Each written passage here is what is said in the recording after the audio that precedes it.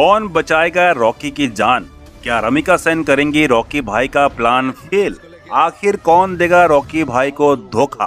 Hello दोस्तों, मैं हूं प्रकाश विश्वकर्मा। स्वागत है आप सभी का बॉलीग्रैड स्टूडियोज में।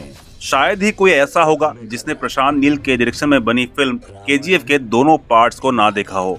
और अब ये तो हम आपको पहले ही बता चुके हैं कि बहुत जल्द आप सभी को केजीएफ का अगला चैप्टर सिनेमा घरों में देखने को मिलेगा। और ऐसा हो भी क्यों ना, आखिर केजीएफ चैप्टर 2 की इतनी मैसिव हिट के बाद डायरेक्टर प्रशांत नील केजीएफ का अगला चैप्टर लाने से खुद को कैसे रोक सकते हैं?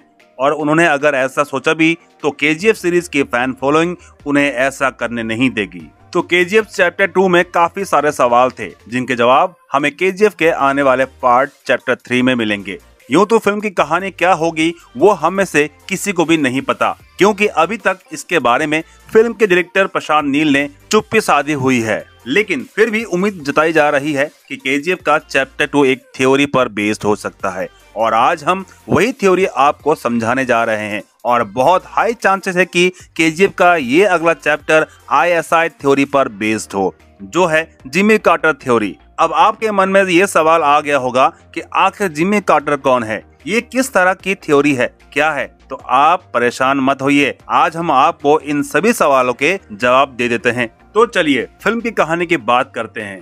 केजीएफ चैप्टर 3 की शुरुआत चैप्टर 2 के एंड से ही होने वाली है। आपने देखा था कि फिल्म के एंड में रॉकी भाई समंदर में डूब जाते हैं। यहीं से नए चैप्टर की शुरुआत होगी। रॉकी भाई को बचाने के लिए अमेरिका की सबमरीन्स नीचे समंदर में उनका इंतजार कर रही होती है, जिसका मतलब है कि रॉकी भाई की ये मौत एक प्लान्ड एक्शन था। जैसे ही रॉकी भाई डूबते हैं, अमेरिका से आई सबमरीन उन्हें बचा लेती है। ये सबमरीन और किसी की नहीं बल्कि अमेरिका के बड़े बिजनेसमैन जिमी कार्टर की होती है।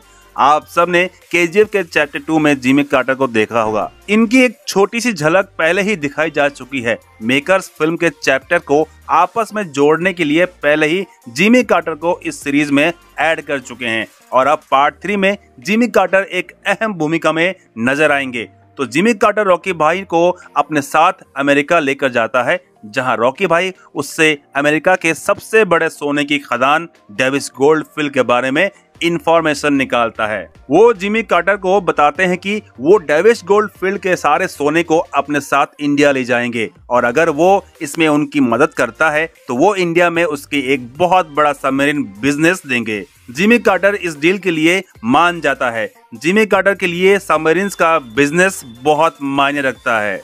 वो आज जो कुछ भी था वो सिर्फ और सिर्फ सबमरीन्स के बिजनेस की वजह से ही था। इसीलिए जब उसे लगा कि रॉकी भाई उसे इंडिया में काफी प्रॉफिट दिला सकते हैं तो वो उन्हें मना नहीं कर पाया। इधर इंडिया में जैसे ही मंत्री रमिका सेन को पता चलता है कि रॉकी भाई जिंदा है, वो उन पर नजर रखने के लिए अपने आदमियों को भेज देती है। रमिका सेन जानती थी कि रॉकी भाई शांत बैठने वाले लोगों में से तो नहीं है। अगर वो जिंदा बचा है तो वो जरूर कुछ ना कुछ तो करेगा ही। रमिका सेन के आदमी उसे बताते हैं कि रॉकी भाई अमेरिका के सोने को अपने नाम कराने का प्लान बना रहा है। रमिका सेन सोचती है कि अगर अमेरिका का सोना इंडिया आ रहा है तो वो सिर्फ और सिर्फ उनका होगा, जिसके लिए वो रॉकी भाई के खिलाफ एक प्लान बनाती है। वो सोचती है कि अगर वो रॉकी भाई को मार डालेंगे तो ये कहानी यहीं खत्म हो जाएगी, क्योंकि अभी इंडिया में किसी को भी रॉकी भाई के जिंदा होने की खबर नहीं है। ऐसे में अगर रॉकी भाई बचकर इंडिया आते ही नहीं है तो किसी को पता भी नहीं चलेगा। इस काम के लिए वो रॉकी के सबसे बड़े दुश्मन अधीरा के बेटे विनाश के साथ हाथ मिला लेती है।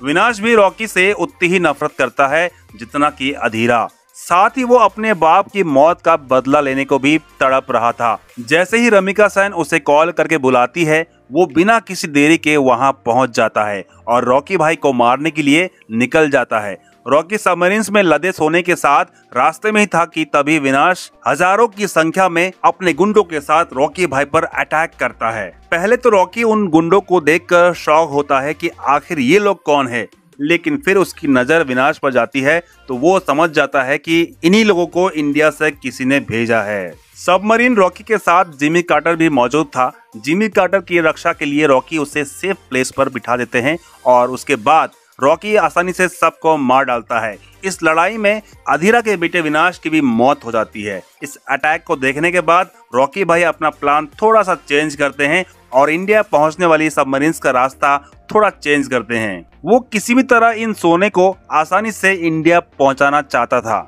और इधर कोई रमिका सेन को रॉकी के हर एक एक्शन के बारे में बता देते हैं। जैसे ही रमिका सेन को पता चलता है कि रॉकी सबमरीन्स का रास्ता बदल रहा है, वहीं दूसरी साइड अपने गुंडों को खड़ा कर देती है।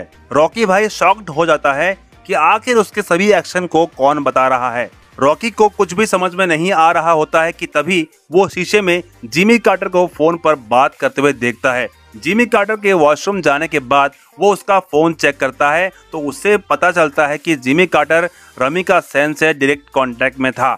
उसके वापस आते ही रॉकी उसे मारता है और उससे पूछता है कि आखिर वो उसे धोखा क्यों दे रहा था। तब जिमी कार्टर बताता है कि रमिका सेन ने उसे प्रॉमिस किया था कि अगर वो रॉकी की इंफॉर्मेशन लीक करता है तो इंडिया के सारे गवर्नमेंट इंपोर्ट एक्सपोर्ट की डील्स उसे ही दी जाएगी, जिससे कि उसे काफी प्रॉफिट होगा। रॉकी ये बात सुनते ही उसे मार डालता है और वो सामने देखता है कि हजारों की संख्या में लोग उसे मारने के लिए खड़े हैं।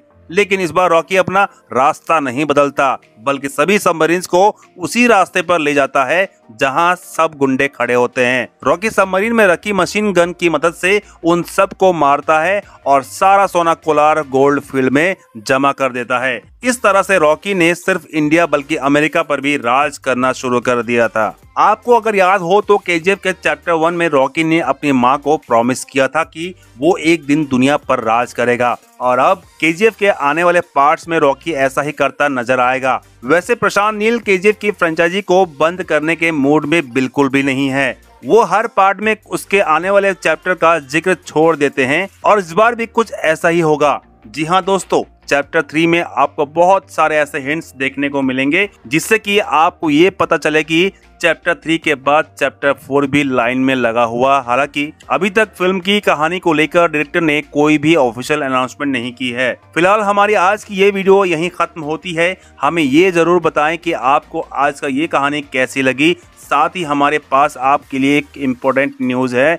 अगर आप भी सिनेमा के दुनिया से जुड़ना चाहते हैं और काम करना चाहते हैं तो डिस्क्रिप्शन बॉक्स में दिए गए लिंक पर क्लिक कीजिए और इस अपॉर्चुनिटी का भरपूर फायदा उठाइए। उम्मीद है आपको आज का ये वीडियो पसंद आया होगा और ऐसे ही वीडियोस देखते रहने के लिए हमारे चैनल को सब्सक्राइब करना ना भूले। तब तक के लिए टाटा बाय बाय, मिलते हैं अगले वीडियो।